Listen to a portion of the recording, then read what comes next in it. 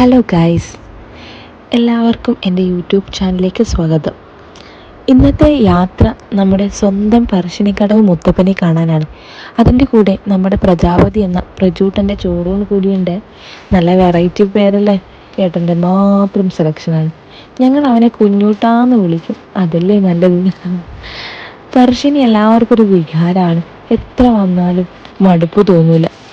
ഇവിടെ ഇപ്പോൾ ഉത്സവം നടക്കുന്നുണ്ട്. എല്ലാ ദിവസവും മുത്തപ്പനും ഉണ്ടാകാറുണ്ട്. മോന് ചോറുണ്ണാൻ വേണ്ടിയിട്ട് ടോക്കണും കാര്യങ്ങളൊക്കെ എടുത്തു വെച്ചിട്ടുണ്ട്. കുറച്ച് ലേറ്റാവും. അതുവരെ ഞങ്ങൾ അവിടെ ഇങ്ങനെ കുറച്ച് സമയം നിന്നു. എവിടെയോ കേട്ടിട്ടില്ലേ, ഈ യാത്രകൾക്ക് ഭംഗി നൽകുന്നത് കാഴ്ചകളെല്ലാം കൂടെയുള്ളവരാണെന്ന്.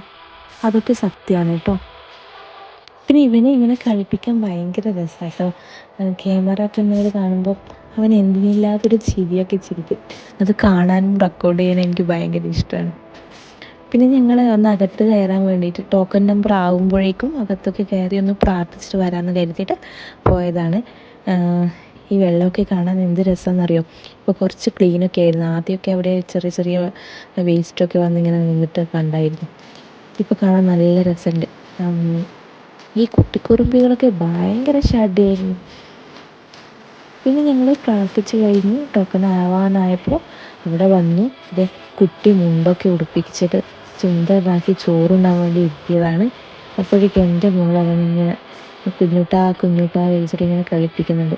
ഞങ്ങൾ അവനെ കുഞ്ഞൂട്ടാന്ന് വിളിക്കുക വീട്ടിലൊക്കെ. ഏട്ടൻ്റെ നിക്ക് നെയിം പാച്ചു എന്നാണ് കേട്ടോ. പാച്ചു, ഇന്ദുട്ടീൻ്റെ പാച്ചു എന്നാണ് പറയുക. അപ്പോഴേക്കും ചോറുണ്ണാൻ വേണ്ടിയിട്ട് അതിൻ്റെ ഉള്ളിലേക്കൊക്കെ കയറിയിരുന്നു. അരിപ്പായസമാണ് ഇവിടെ ചോറുണ്ണായിട്ട് കൊടുക്കുന്നത്. അപ്പോൾ അവൻ്റെ അമ്മയും അവൻ്റെ വല്യമ്മയും അച്ഛനുമൊക്കെ ചോറ് കൊടുത്തു. അവനതൊക്കെ ആസ്വദിച്ച് കഴിക്കുന്നുണ്ട്. എന്താണ് ഒരു പുതിയ രുചി എന്നാണ് ആലോചിക്കുന്നത്. പാല് മാത്രമല്ലേ കുടിക്കുന്നുള്ളൂ, ഇനിയിപ്പോൾ എല്ലാം കഴിക്കാമല്ലോ കുഞ്ഞോട്ടന്. പിന്നെ അടുത്ത സെക്ഷൻ എന്താ? ചായ. അതെ, ചായ അത് നിർബന്ധം. സദ്യ കഴിച്ചില്ലെങ്കിൽ അവിടുത്തെ ചായ കുടിക്കണം. ചായയിൽ വലിയ പാലൊന്നുമില്ല, എന്നാലും അത് മറ്റാർക്കും ഇഷ്ടപ്പെടും. ചായ കുടിക്കാത്തവർ പോലും അത് കുടിക്കും. പിന്നെ കുറച്ച് കഴിഞ്ഞപ്പോൾ ഞങ്ങൾ ഫുഡ് കഴിക്കാൻ വേണ്ടിയിട്ട് ക്യൂ നിന്നു. നീണ്ട നിരയായിരുന്നു.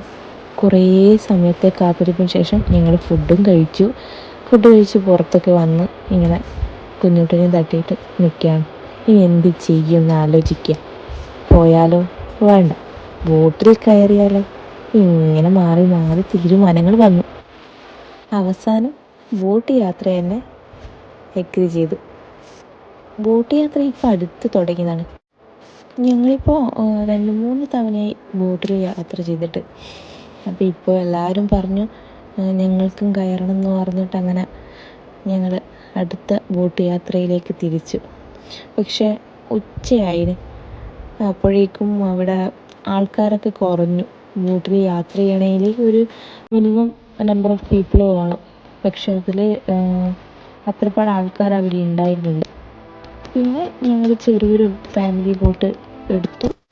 എല്ലാവരും അതിൽ കയറി നല്ല സന്തോഷമായിട്ട് കുറച്ച് ദൂരം മാത്രമേ പോയിട്ടുള്ളൂ. കാരണം ചെറിയ മോനുള്ളതല്ലേ, അസ്വസ്ഥതയാവണ്ട കരുതിയിട്ട് കുറച്ച് ദൂരം പോയി ഞങ്ങളിങ്ങനെ ബോട്ട് യാത്ര ആസ്വദിച്ചു. എന്തായാലും ഈ ഒരു പരിപാടി അടിപൊളിയാണ്.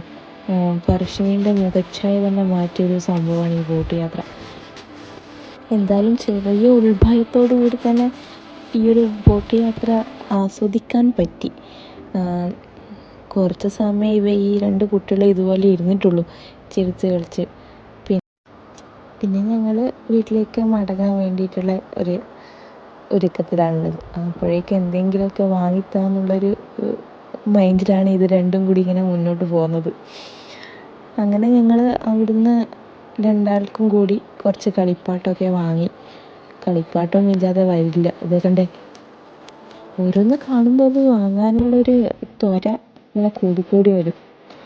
പിന്നെ അധിക നേരം അങ്ങനെ നടന്നില്ല. പിന്നെ ഞങ്ങൾ ഓട്ടോയിൽ കയറി തിരിച്ചു വന്നു. അവർ അവരുടെ വണ്ടിയിലേക്ക് പോയി. വിശ്വാനി കിട്ടിയ കളിപ്പാട്ടത്തിന് ഒരേ കളിയാണ്. അപ്പോൾ ഇന്ന് ഇത്രയേ ഉള്ളൂ. ടാറ്റാ.